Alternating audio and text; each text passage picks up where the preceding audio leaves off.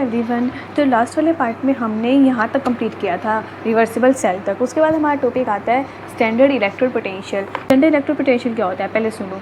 तो जब किसी सॉल्यूशन के अंदर आयंस प्रेजेंट है, अगर उस आयंस की कंसंट्रेशन 1 मोल पर लीटर है, उस सॉल्यूशन के अंदर जो आयंस हैं उन आयंस की कंसंट्रेशन अगर 1 मोल पर लीटर है, तब उस सॉल्यूशन के अंदर जो रखी इलेक्ट्रोड है उस इलेक्ट्रोड का इलेक्ट्रोड पोटेंशियल क्या कहलाता है? स्टैंडर्ड इलेक्ट्रोड पोटेंशियल कहलाता है। एक बार रिपीट कर दूंगी कि एक सॉल्यूशन के अंदर जो आयंस हैं उन आयंस की कंसंट्रेशन अगर 1 मोल पर लीटर है, वो टेम्परेचर 298 केल्विन है, तब उस सॉल्यूशन के अंदर रखी इलेक्ट्रोड का इलेक्ट्रोड पोटेंशियल ही क्या कहलाता है? स्टैंडर्ड इलेक्ट्रोड पोटेंशियल कहलाता है। तो standard electrode potential is the electrode potential of electrode when कब? जब सॉल्यूशन की आयंस का कंसंट्रेशन 1 मोल पर लीटर हो और टेम्परेचर 298 केल्विन हो। सिंपल बात, बिल्कुल ईजी था कि अगर सॉल्यूशन के अंदर जो आयंस है अगर उसके कंसंट्रेशन 1 मोल पर लीटर मतलब 1 मोलैरिटी हो, है ना, तो मतलब जो ये कंडीशन है वो कब कौन सी कंडीशन है? स्टैंडर्ड स्टेट पे कंडीशन है। जब स्टैंडर्ड कंडीशन अप्लाई की जाए तब वहाँ का जो इलेक्ट्रोड पोटेंशियल होगा हमने उसको नाम दे दिया स्टैंडर्ड इलेक्ट्रोड पोटेंशियल। ठीक है, और इसकी कुछ कंडीशंस हैं। तो यहाँ पे सबसे पहले हमने कहा कि 1 मोल पर लीटर इसकी कंसनट्रेशन होनी चाहिए, आयंस की कंसनट्रेशन। तो इसका मतलब यहाँ पे 1 मोलैरिटी कंसनट्रेशन होनी चाहिए आयंस की। दूसरा, यहाँ पे जो प्रेशर है वो 1 एटमॉस्फेरिक प्रेशर होनी चाहिए। अगर हम स्टैंडर्ड कंडीशन अप्लाई कर रहे हैं तो वहाँ पे 1 एटमॉस्फेरिक प्रेशर जो है ज़रूरी है, 1 एटमॉस्फेरिक प्रेशर होना चाहिए। एंड सेकंड जो टेम्परेचर है वो 298 केल्विन होना चाहिए। स्टैंडर्ड कंडीशन का टेम्परेचर होता है। ठीक है, अब हम बात करें कि मेज़रमेंट है, measurement of standard electrode potential. अब जो ई नोट है, हम स्टैंडर्ड इलेक्ट्रोड पोटेंशियल को ई नोट से डिटरमाइन करते हैं, ई नोट से इसको रिप्रेजेंट करते हैं। अब जो ई नोट है, अगर कोई भी हमने एक सेल ले ली, उस सेल का ई नोट निकालना थोड़ा मुश्किल होता है, उस सेल का ई नोट निकालना थोड़ा मुश्किल हो जाता है, थोड़ी डिफ़िकल्टी आती है निकालने में, काफ़ी टिपिकल पड़ता है। तो इस ऐसे केसेस में हमने क्या किया, मान लो हमारे पास एक इलेक्ट्रोकेमिकल सेल है जिसके अंदर हमने क्या पढ़ा था, जिंक और कॉपर की 2 हाफ सेल पड़ी थी। तो उसमें हम क्या करेंगे, उन 2 हाफ सेल में से कोई एक हाफ सेल निकाल लेंगे। ठीक है, कोई एक हाफ सेल निकाल लेंगे और उसको हम किसी दूसरे हाफ सेल के साथ कनेक्ट कर देंगे। और जो हमने वो दूसरा हाफ सेल जिसके साथ हमने इसको कनेक्ट किया है ना, जिंक वाले को किसी दूसरे के साथ, उसका नाम रखेंगे हम रेफरेंस इलेक्ट्रोड, क्योंकि उसके साथ उसको अटैच करने से हमें Zn वाली का इलेक्ट्रोड पोटेंशियल पता चल जाएगा, स्टैंडर्ड इलेक्ट्रोड पोटेंशियल पता चल जाएगा। हम एक बार इसको ना कॉपी पे समझते हैं। ठीक है, मैंने क्या कहा कि हम यहाँ पे इलेक्ट्रोकेमिकल सीरीज़ ले रहे हैं, इलेक्ट्रोकेमिकल सेल लेते हैं जिसके अंदर हमने क्या किया था, एक तो हमने Zn की ली थी और एक हमने क्या ली थी, कॉपर की। इसके अंदर था हमारा Zn वाला, इसके अंदर था हमारा कॉपर वाला। पूरी नहीं बना रही हूँ मैं, तो सिंपल हाफ सेल दिखा रही हूँ। तो हमारी हाफ सेल Zn करी, हमारी हाफ सेल किसकी, कॉपर वाली। ठीक है, तो अब यहाँ पर मैं क्या करूँगी, अब हमें इसका ई नोट निकालना है, वो थोड़ा मुश्किल हो जाता है ई नोट फाइंड आउट करना। तो यहाँ पर मैं क्या करूँगी, किसी एक हाफ सेल को, कोई भी एक हाफ सेल ले सकती हूँ। तो मान लो मैंने ले ली जिंक वाली, तो मैं जिंक वाली जो हाफ सेल लूँगी उसको ले लूँगी और मैं इसको एक ऐसी सेल के साथ, हाफ सेल के साथ कनेक्ट करूँगी जिसका हमें ई नोट पहले से ही पता होगा, तो हम इसका ई नोट ईज़िली निकाल सकते हैं। और जो मैं यहाँ पे जो सेल लूँगी ना, उसको हमने एक नाम दिया है रेफरेंस इलेक्ट्रोड्स। क्या नाम दिया है, इसके अंदर जो इलेक्ट्रोड है हमने उसका नाम दिया एक स्पेशल रेफरेंस इलेक्ट्रोड। ठीक है, जिसका हमें पता होगा। और वो जो रेफरेंस इलेक्ट्रोड है वो ऐसे ही नहीं कि कोई भी उठा ली, वो एक स्पेसिफिक है, वो गिवन है। तो यहाँ पे हमारी रेफरेंस इलेक्ट्रोड या तो हो सकती है स्टैंडर्ड हाइड्रोजन इलेक्ट्रोड या फिर हो सकती है हमारी कैलोमल इलेक्ट्रोड। ठीक है, 2 तरह के हम यहाँ पे रेफरेंस इलेक्ट्रोड यूज़ करने वाले हैं। तो रेफरेंस इलेक्ट्रोड कौन सी, तो स्टैंडर्ड हाइड्रोजन इलेक्ट्रोड है, कैलोमल इलेक्ट्रोड। जो स्टैंडर्ड हाइड्रोजन वो है ना इलेक्ट्रोड है, हमने पीछे पढ़ा था अभी ये उसमें रिवर्सिबल सेल वाले में।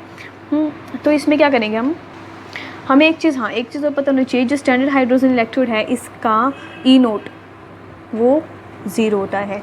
क्या होता है, इसका ई नोट 0 होता है। और अगर बात करें हम कैलोमल वाले की, तो कैलोमल वाले का ई नोट 0.14 के करीब होता है। हम बाद में देख लेंगे, मैं आपको बाद में बताऊँगी, अभी नहीं बताऊँगी। ठीक है, वो आगे क्वेश्चन में आएगा, हम तभी देख लेंगे इसको। ठीक है, तो यहाँ पे हमें ये चीज़ पता करनी है। अब यहाँ पे ऐसे मैंने क्या कहा, हमने पहले क्या दी, Zn की Cu की 2 है हमारे पास सेल, इसमें से हमने क्या किया, हाफ सेल निकाली, उसको हमने तो इस पूरे टॉपिक में ना स्टैंडर्ड इलेक्ट्रोड पोटेंशियल वाले टॉपिक में हम क्या करेंगे, एक बार तो Zn लेंगे, एक बार Zn को हम SHE से कनेक्ट करेंगे और फिर एक बार Zn को हम कैलोमल इलेक्ट्रोड से कनेक्ट करेंगे।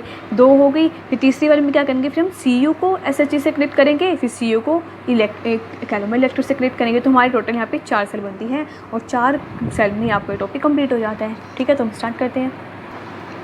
ठीक है, तो हम अब स्टार्ट करते हैं आगे। हम अब ये आगे बुक में पढ़ेंगे, ठीक है अब सारा। तो जैसे कि मैंने अभी कहा था कि पहले हम क्या करेंगे, जिंक को हम SHG से कनेक्ट करके देखते हैं, ठीक है। तो हमारे उस इलेक्ट्रोकेमिकल सेल के अंदर जिंक किस साइड था, जिंक लेफ्ट हैंड साइड ही था, है ना। तो अब हम यहाँ पे जिंक को लेफ्ट हैंड साइड रखेंगे और हम इसको SHG से कनेक्ट कर रहे हैं, स्टैंडर्ड हाइड्रोजन इलेक्ट्रोड से कनेक्ट कर रहे हैं, तो हम स्टैंडर्ड हाइड्रोजन इलेक्ट्रोड को हम राइट साइड लगेंगे। गाइस, अगर आपको इस लाइटनिंग में थोड़ी दिक्कत आ रही हो तो सॉरी फॉर दैट, क्योंकि आज का मौसम बहुत ख़राब है बाहर, तो इसलिए रूम में लाइट भी नहीं आ रही अच्छे से। अगर आपको थोड़ी दिक्कत आ रही हो तो प्लीज़ थोड़ा सा एडजस्ट कर लेना, ठीक है। तो हम स्टार्ट करते हैं दोबारा से। तो यहाँ पे मैंने क्या कहा था, हमने उसमें जिंक क्या ली थी, हमने उसमें जिंक लेफ्ट साइड ली थी इलेक्ट्रोकेमिकल सेल के अंदर, तो यहाँ पे लेफ्ट हैंड साइड लेंगे और इसको हम राइट हैंड साइड रखेंगे। अब हमने क्या किया, जो जिंक की इलेक्ट्रोड थी उसको हमने सोल्यूशन में रखा ZnSO4 के सोल्यूशन में, और यहाँ पे हमारी वो SHG वाली पूरी ऐसी देख लेना, बिल्कुल सेम डायग्राम में। उसको हमने फिर वही कनेक्ट किया सॉल्ट ब्रिज से, एंड इसको आपस से कनेक्ट किया हमने, वहीं वोल्टमीटर लगाया है, ठीक है। और अब हम यहाँ पे देखते हैं इसके अंदर होता क्या है। तो अब जैसे ही यहाँ पे सर्किट कंप्लीट होगा हमारा, तो यहाँ पे क्या होगा, करंट फ्लो करना स्टार्ट कर देगा। अगर करंट ने फ्लो करना स्टार्ट कर दिया तो उसी टाइम पे इलेक्ट्रॉन्स भी मूव करेंगे। जिस डायरेक्शन में करंट फ्लो करता है उसके अपोजिट डायरेक्शन में इलेक्ट्रॉन्स मूव करते हैं, ये बात तुम्हें पता है, ठीक है ना। तो अब हमें एक बात और पता है कि जहाँ पे एनोड होता है, यहाँ पे जो जिंक वाली इलेक्ट्रोड है ये क्या है, एनोड की है। तो जहाँ पे एनोड होगा वहाँ पे क्या होएगा, ऑक्सीडेशन, और ये कैथोड वाली क्या होगी, यहाँ पे रिडक्शन होगी। अब हम इसके ना वो देखते हैं कि यहाँ पे हम इसको कैसे लिख सकते हैं, इसकी सेल रिएक्शन देखते हैं हम इसकी। तो इसकी जो है इसकी जो रिएक्शन है, ये पूरी एक सेल है, तो यहाँ पे हम टू हाफ सेल्स देख रहे हैं, हम यहाँ पे टू हाफ रिएक्शंस देख रहे हैं ना, एक हाफ सेल में दूसरी हाफ सेल में। तो यहाँ पे हम इसको कंप्लीट सेल को इस तरह से रिप्रेजेंट कर सकते हैं, है ना, कर सकते हैं ना, वही पहले वाली, और फिर बीच में दो क्या है ये salt bridge, and then second वाली हाफ सेल। वैसे जो यहाँ पे हाफ सेल है ना, वो यहाँ पे थोड़ी गलत रिप्रेजेंटेशन की हुई है, इसलिए मैं यहाँ पे इसको गलत मार्क कर देती हूँ, ठीक है। ये आप ठीक कर लेना। यहाँ पे जो कॉपर है, कॉपर की जगह यहाँ पे आएगा जिंक, ठीक है। और हमने पढ़ा था, जब हम किसी सेल को रिप्रेजेंट करते हैं तो पहले हम वहाँ पे एनोड लिखते हैं, हमने पढ़ा था नहीं वाली बात। पहले हम क्या लिखते हैं, एनोड लिखते हैं, एनोड की नॉर्मल फॉर्म लिखते हैं पहले, जो सॉलिड फॉर्म होती है, देन हम उसकी इलेक्ट्रोलाइट लिखते हैं, बीच में सॉल्ट ब्रिज डाल के फिर हम वहाँ पे कैथोड लिखते हैं। लेकिन इस केस में जब हम Zn वाली इलेक्ट्रोड भी पीछे डायग्राम देख के आए हैं, उस केस में तो Zn हमारी एनोड पे है ना, जिसका मतलब रिएक्शन, ये जो सेल रिप्रेजेंटेशन है वो गलत लिखी है। सेल रिप्रेजेंटेशन इस तरह से होगी, मैं लिख देती हूँ, Zn से जाएगा Zn2 पॉजिटिव में डबल, एंड देन ये वाली H positive and H2 at platinum, ठीक है। होप यू गाइस कि आपको वीडियो समझ में आ रहा होगा, क्योंकि जो ये टॉपिक है ना, ये मैं आपको कॉपी में नहीं करा रही हूँ, क्योंकि ये ना कॉपी में कराने वाला है नहीं, क्योंकि इसमें सारे डायग्राम वगैरह देखना, आप खुद ही देख लीजिए, सारे वो हैं सेल हैं, और सेल हर कॉपी पे बनाना थोड़ा मुश्किल हो जाएगा।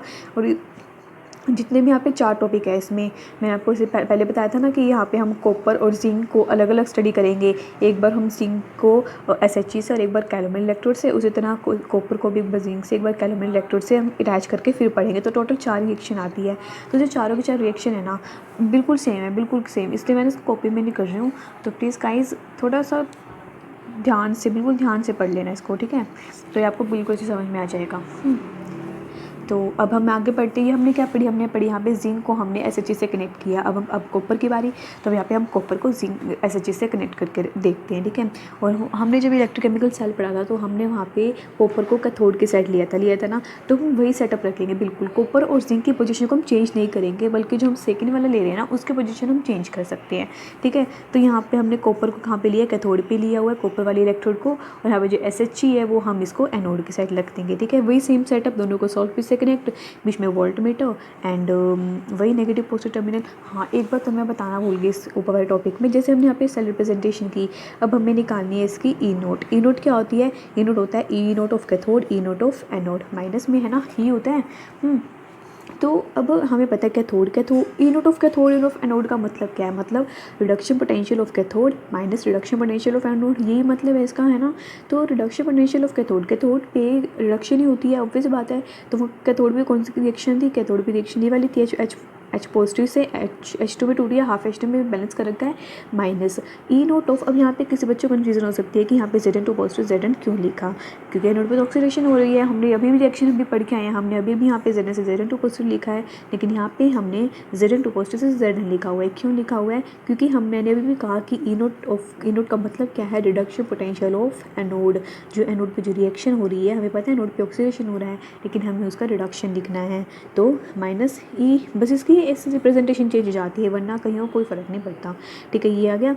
एंड जो यहाँ पे ई नोट ऑफ सेल है, अब हमें ई नोट ऑफ सेल पता है। कैसे पता है, क्योंकि हमने पीछे वोल्टमीटर लगाया था, उसने हमें रीडिंग दे दी थी कि पूरी जो सर्किट है उसका ई नोट जो है 0.76 आएगा, तो it is equals to 0.76 and किसके इक्वल है पूरा, E naught of cathode minus E naught of anode, and इधर वही 0.76 विच इज़ इक्वल्स टू। अब यहाँ पे देखो, मैंने अभी पीछे बताया था शायद सेकंड वाले रिवर्सिबल सेल वाले टॉपिक में कि जो SHG होती है, SHG का ई नोट जो है 0 होता है, स्टैंडर्ड हाइड्रोजन इलेक्ट्रोड का ई नोट 0 होता है। तो ये भी इसका 0 minus as it is E naught of Zn2 positive से Zn, एंड हमारे Zn की वैल्यू आ गई। ये हमने निकाल दिया, reduction potential of zinc is equals to 0.76 volt minus का। ठीक है, अब हम करते हैं कॉपर के साथ, इसको कनेक्ट करते हैं किसको, SHG को। वही सेम, बिल्कुल सेम सेटअप रखना है, बिल्कुल सेम, कुछ नहीं करना, बस अब हमें पता चल जाएगा यहाँ पे एनोड है, एनोड है मतलब यहाँ पे ऑक्सीडेशन हो रही है, तो ऑक्सीडेशन की रिएक्शन कुछ इस तरह से लेके जाती है, और कैथोड की रिएक्शन कुछ इस तरह से लेके जाती है। बताएं हमें, कैथोड पे रिडक्शन होता है ना, तो ये रिएक्शन होगी। अब सेल रिप्रेजेंटेशन देखो, सेल रिप्रेजेंटेशन वही यही सही है। ठीक है, पहले एनोड वाली देन कैथोड वाली, ये रिएक्शन बिल्कुल सही है, रिप्रेजेंटेशन बिल्कुल सही गिवन है। अब यहाँ पे हमने वोल्टमीटर लगाया, तो वोल्टमीटर हमें बिल्कुल सही रीडिंग देगा। पूरे सेल की कितनी रीडिंग आई है, तो पूरे सेल की रीडिंग आई है 0.36 वोल्ट। तो वही E naught of cell is equals to E naught of cathode minus E naught of anode.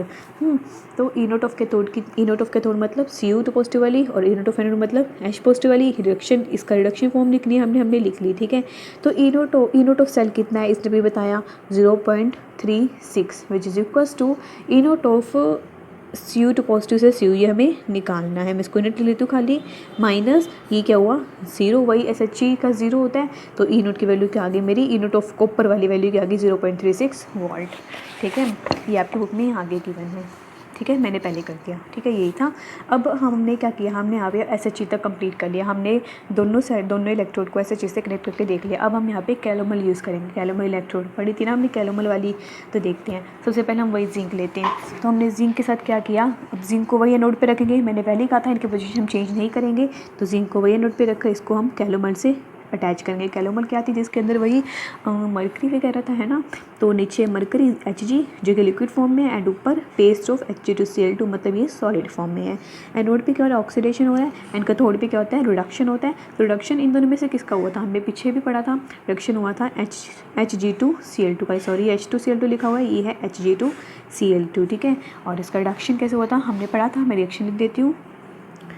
Hg2 positive plus 2 electron क्या देता है, Hg रिएक्शन बैलेंस कर लेना, ये 2 है सॉरी, तो Hg2 positive plus 2 electron gives 2 Hg, इसकी लिखी है मैंने Hg2Cl2, ये क्या है Hg2Cl2। ठीक है, तो ये रिएक्शन हो रही है, तो वही सेम सेटअप, जैसे कि वही क्या करेंगे, E naught of cell of E naught, वही तो मैं यहाँ लिख के दिखा देती हूँ आपको, E naught of cell which is equals to E naught of cathode minus E naught of anode. E naught of cell कितना है वो हमें बता देगा, हमने यहाँ पे पोटेंशियोमीटर लगाया है, ये हमें बता देगा कि ई नोट ऑफ सेल कितना आया। ई नोट ऑफ कैथोड पे क्या है, ये वाली वैल्यू है जिसका हमें पता है, हमने पहले भी पढ़ा था, पीछे हमने पढ़ा था कि कैलोमल इलेक्ट्रोड का ई नोट हमें पता होता है, मैंने पीछे बताया था, देखना खोल के पीछे वाले पार्ट वीडियो में, 0.28 minus E naught of anode पे क्या है हमारी जिंक वाली Zn2 पॉजिटिव से Zn, इसका रिडक्शन लिखना है ना, तो ये वाली reaction which is equals to E naught of cell.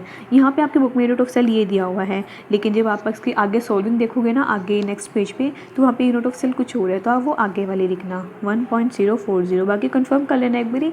ठीक है, नेट पे वैसे कहीं भी कुछ भी हो सकता है, नेट पे भी मैंने देखा था, कहीं कुछ और वैल्यू बता रहे हैं, कहीं कुछ और वैल्यू बता रहे हैं, तो ये आपको शायद गिवन भी होगी। ठीक है, क्योंकि ये हमें सेल खुद ही बता रही है। ठीक है ना, तो ई नोट ऑफ सेल हमें गिवन होगी, and E naught of cathode हमें पता होगी, और ई नोट ऑफ हमारी एनोड निकल जाएगी, है ना। सोल्व कर लेने से मैं दिखा देती हूँ, ये देखो, ये रहा, यहाँ पे क्या देख लेना आपने, यहाँ पे क्या है 1.040 लिखी हुई है, वन सेम बिल्कुल माइनस दिस एंड हमारे ZN की वैल्यू आ जाएगी। अब हम देखते हैं यहाँ पे कॉपर के साथ हम SHU को कनेक्ट करते हैं। वही कॉपर को हम कैथोड पे रखेंगे एंड SHU को अब एनोड पे लेके आएंगे। अब बिल्कुल सेम यूनिट ऑफ सेल निकालनी है, कैथोड माइनस एनोड। कैथोड पे के बार क्या है, कॉपर है, CO2 पॉजिटिव माइनस एनोड पे Hg and which is equals to हमारे पूरा सेल का पोटेंशियोमीटर इसने बता दिया हमें कितनी वोल्टेज आएगी, वो आएगी 0.018 वोल्ट एंड यूनिट ऑफ हमारा कॉपर निकल जाएगा। जी यूनिट ऑफ सेल यानी आपको गिवन होगी एंड सेकंड आपको पता ही है ना, SHG का आपको पता है 0 होता है और कैलोरी का याद रख लेना 0.28 होता है ना। तो बस यही था, बिल्कुल छोटा सा टॉपिक था लेकिन इम्पोर्टेंट भी उतना ही था। ठीक है, अब हम नेक्स्ट टॉपिक पढ़ते हैं, हमारा इलेक्ट्रोकेमिकल सीरीज़। ये भी कोई इतना वो नहीं है कि मैं आपको कॉपी में करके बताऊँ, क्योंकि पूरा का पूरा थियोरेटिकल है, पूरा का पूरा। ठीक है, तो यहाँ पे आप एक चीज़ देखो, यहाँ पे इलेक्ट्रोकेमिकल सीरीज़ में आपको ये टेबल दिख रही है। ठीक है, तो इस टेबल में क्या करना है, जो ये पूरी पूरी टेबल है ना, ये तो हम कोई भी याद नहीं कर सकता, बस एक चीज़ याद रखना है, इसको समझ लो इस टेबल को, कि यहाँ पे देखो ये सारी की सारी वैल्यू जो है, ये सारी की सारी वैल्यू क्या है, पॉजिटिव है। ये क्या है, ई नोट है, क्या है ये, ई नोट इलेक्ट्रोड पोटेंशियल सारी सारी पॉजिटिव है। जैसे जैसे हम नीचे जा रहे हैं सारी की सारी वैल्यू जो है अब नेगेटिव आ गई। मतलब इस ब्लैक लाइन के नीचे जितनी भी वैल्यूज़ है वो सारी नेगेटिव, और इस ब्लैक लाइन के ऊपर जितनी वैल्यू वो सारी पॉजिटिव है। तो बस इससे एक चीज़ याद रखना कि जितना ज़्यादा ई नोट पॉजिटिव होगा, ई नोट जितना ज़्यादा पॉजिटिव होता रहेगा वो उतना ही स्ट्रॉन्ग ऑक्सीडाइजिंग एजेंट कहलाएगा। ठीक है, ये सबसे इम्पोर्टेंट, सॉरी, तो यहाँ पे सबसे इम्पोर्टेंट क्या है कि ई नोट जितना ज़्यादा पॉजिटिव होगा उतना ज़्यादा ही वो स्ट्रॉन्गेस्ट ऑक्सीडाइजिंग एजेंट कहलाएगा। ये सबसे इम्पोर्टेंट बात याद रखनी है, प्लीज़ ये बात बिल्कुल अपने दिमाग में बिठा लेना।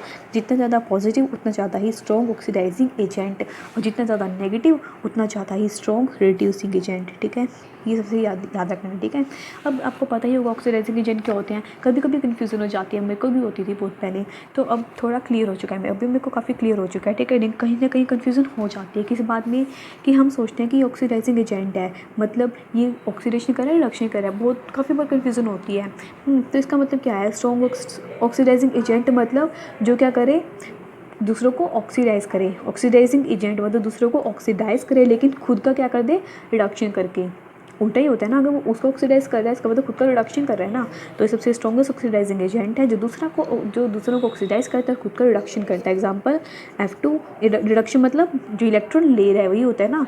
स्ट्रॉन्ग ऑक्सीडाइजिंग एजेंट मतलब याद रखना जो खुद दूसरों को ऑक्सीडाइज़ कर रहा है और खुद का रिडक्शन कर रहा है। खुद का रिडक्शन मतलब इलेक्ट्रॉन गेन कर रहा है। ठीक है, ये आ गया हमारे को, इसी ये आपको ये टॉपिक समझ में आ गया ना कि स्ट्रॉन्ग ऑक्सीडाइजिंग एजेंट का मतलब क्या होता है, रिडक्शन का मतलब क्या होता है, इलेक्ट्रॉन गेन करना किसे बोलते हैं।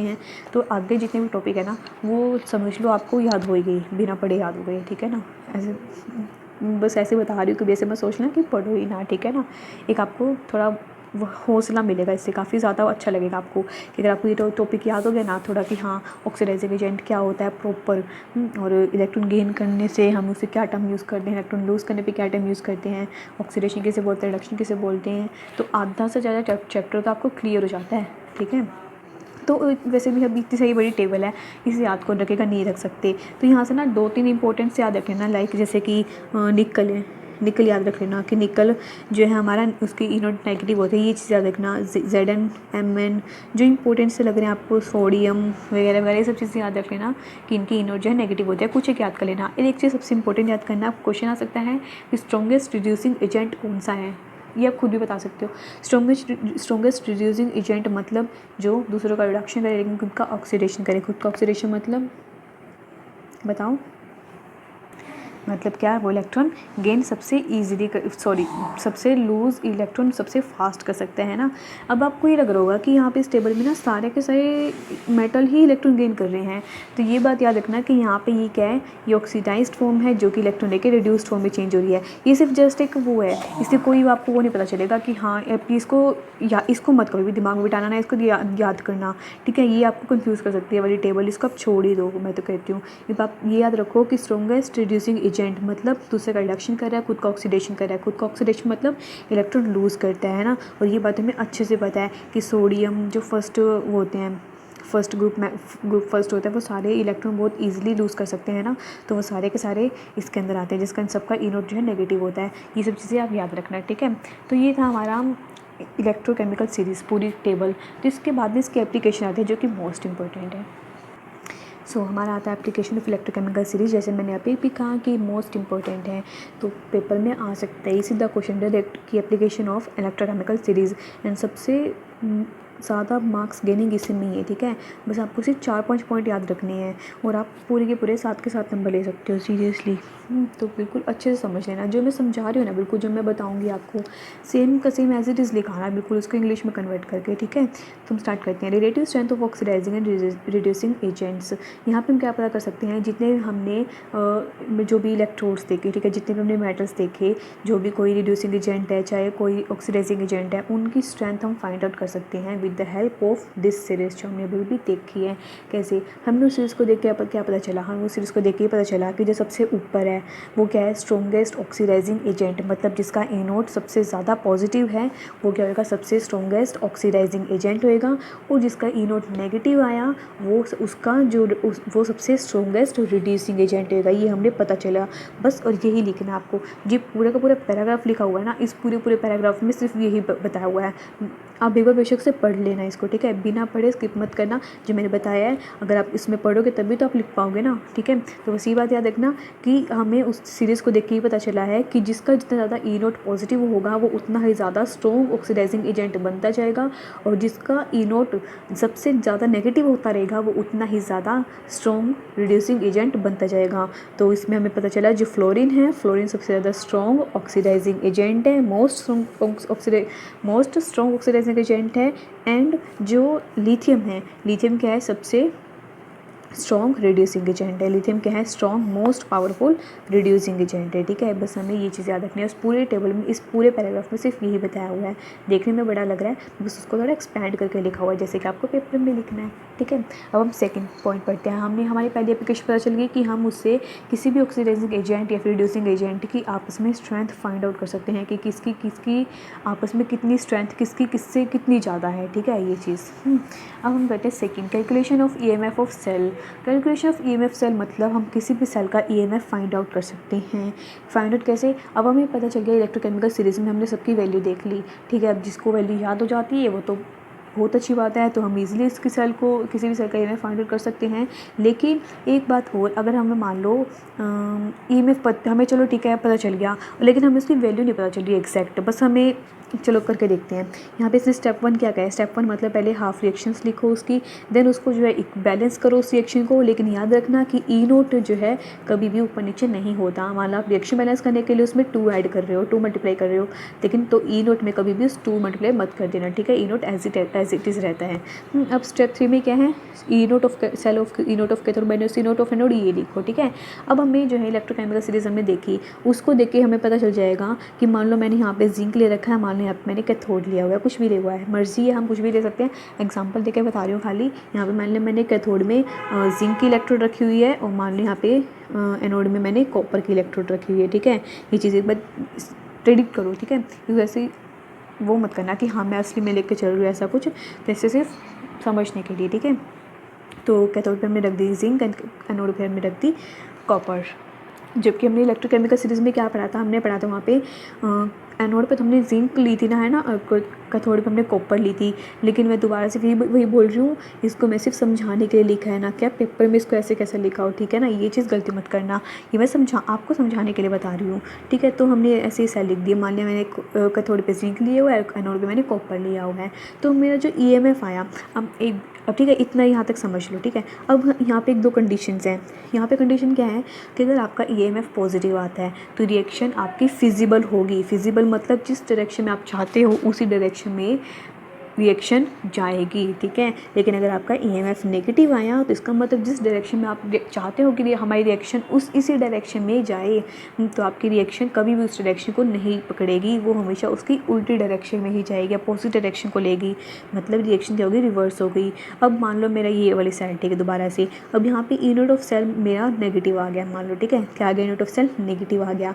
अब रिएक्शन फिजिबल नहीं है, मतलब जिस डायरेक्शन में मैं चाहती हूँ इस डायरेक्शन में रिएक्शन नहीं जाएगी। जाएगी, नॉट फिजिबल। तो मैं क्या करूँ, तो मुझे क्या करना चाहिए, ऐसी कंडीशंस में मुझे इलेक्ट्रोड्स की पोजीशन चेंज कर देनी चाहिए, इलेक्ट्रोड्स को रिवर्स कर देना चाहिए। मतलब ये वाला इलेक्ट्रोड मैं इधर लगा देती हूँ और ये वाला इलेक्ट्रोड मैं इस एनोड पे लगा देती हूँ, तो मेरा एनोड वापस से पॉजिटिव आ जाएगा। तो वही था हमारा calculation of EMF of cell. अगर किसी सेल की हमारी ईएमएफ पॉजिटिव आ रही है तो रिएक्शन ऑफ फिजिबल है, कोई दिक्कत नहीं है। लेकिन अगर उसी ईएमएफ अगर किसी और सेल की ईएमएफ नेगेटिव आ रही है तो हमारी दिक्कत होगी, क्योंकि वो रिएक्शन जो है हमारी गिवन डायरेक्शन में नहीं जा रही। तो ऐसी कंडीशन में क्या करो, इलेक्ट्रोड्स की पोजीशन को ही चेंज कर दो, तो हमारी रिएक्शन वापस से पॉजिटिव आ जाएगी एंड रिएक्शन इज़ फिजिबल।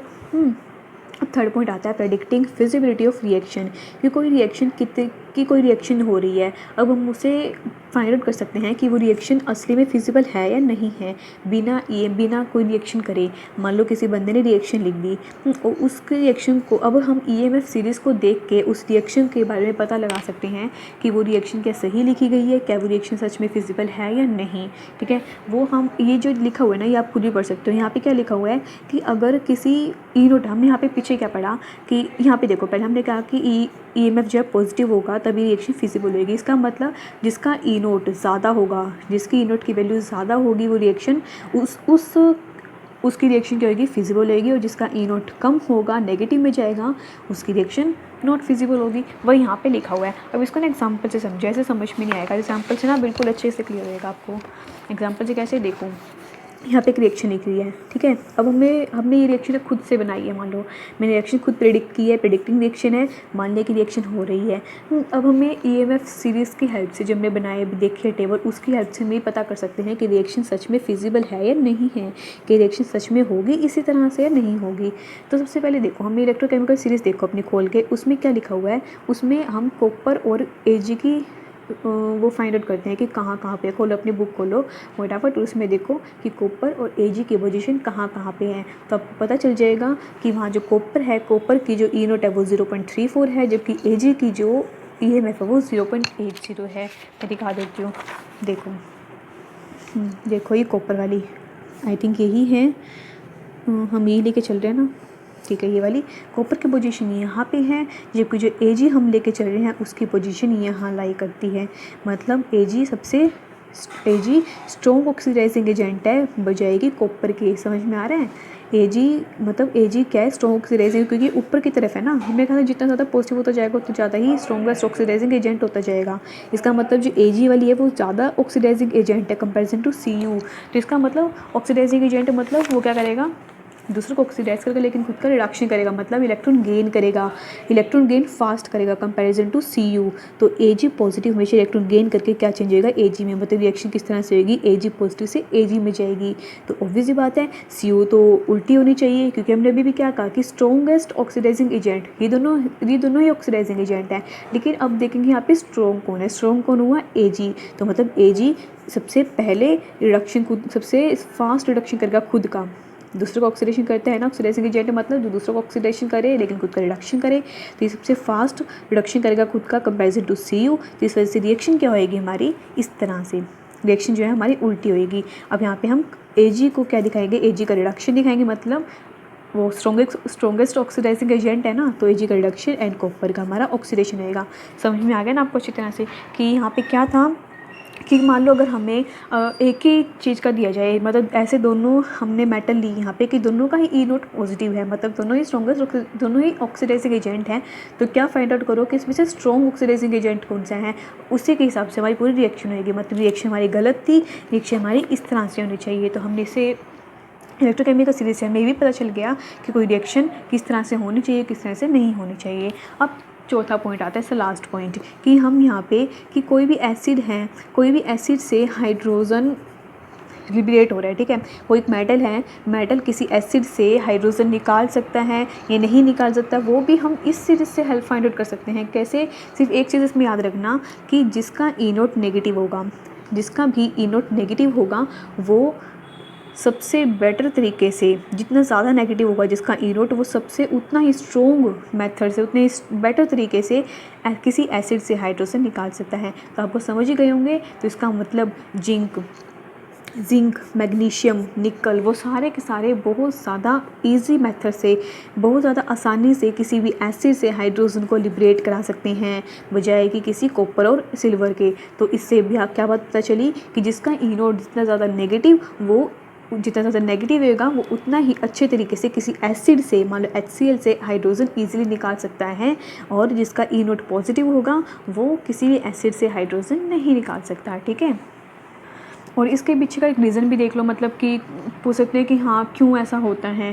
ठीक है, तो ऐसा क्यों होता है कि मैंने अभी कहा कि ई नोट जिसका ज़्यादा नेगेटिव होगा, मतलब वो क्या है, सारे के सारे रिड्यूसिंग एजेंट है। जिसका ई नोट नेगेटिव वो सारे के सारे क्या रिड्यूसिंग एजेंट है। और जो रिड्यूसिंग एजेंट होता है वो क्या करता है, दूसरों का रिडक्शन करता है लेकिन खुद का ऑक्सीडेशन करता है, मतलब इलेक्ट्रॉन लूज़ करता है। वही होते हैं ना, इलेक्ट्रॉन लूज़ करते हैं। जितने भी नेगेटिव वाले थे वो इलेक्ट्रॉन लूज़ ही कर रहे हैं, आसानी से लूज़ कर सकते हैं। और इलेक्ट्रॉन लूज़ करेंगे तो जो HCl है, HCl से H पॉजिटिव जल्दी बाहर आएंगे ना उसको इलेक्ट्रॉन को लेने के लिए। H पॉजिटिव क्या होता है, वो बहुत ज़्यादा स्ट्रॉन्ग टेंडेंसी रखता है, ग्रेट टेंडेंसी रखता है इलेक्ट्रॉन लेने की, क्योंकि वो H पॉजिटिव है और उसकी स्ट्रॉन्ग टेंडेंसी होती है टू गेन इलेक्ट्रॉन्स। तो अगर जैसे ही Zn है, मान लो Zn जैसे ही Zn 2 पॉजिटिव +2 इलेक्ट्रॉन तोड़ेगा तो उसी वक्त उस 2 पॉजिटिव को लेने के लिए, इलेक्ट्रॉन्स को लेने के लिए H पॉजिटिव फटाफट आएंगे और H पॉजिटिव इलेक्ट्रॉन लेके H2 में चेंज हो जाएंगे। तो इसके पीछे यही रीज़न है, क्योंकि वो क्या करते हैं, इलेक्ट्रॉन लूज़ कर सकते हैं बहुत इजीली, और ये सबसे ईजी इलेक्ट्रॉन गेन कर सकता है। और ऐसे मेटल्स जो इलेक्ट्रॉन लूज़ कर दें और वो लूज़ किया हुआ इलेक्ट्रॉन हाइड्रोजन ले जाए और हाइड्रोजन गैस लिबरेट हो जाए,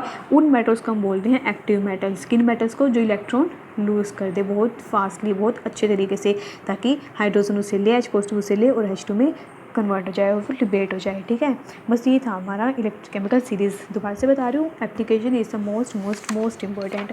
उसके बाद हमारा नेक्स्ट टॉपिक आता है relationship between electrical and Gibbs free energy, जो कि हम नेक्स्ट पार्ट में पढ़ेंगे।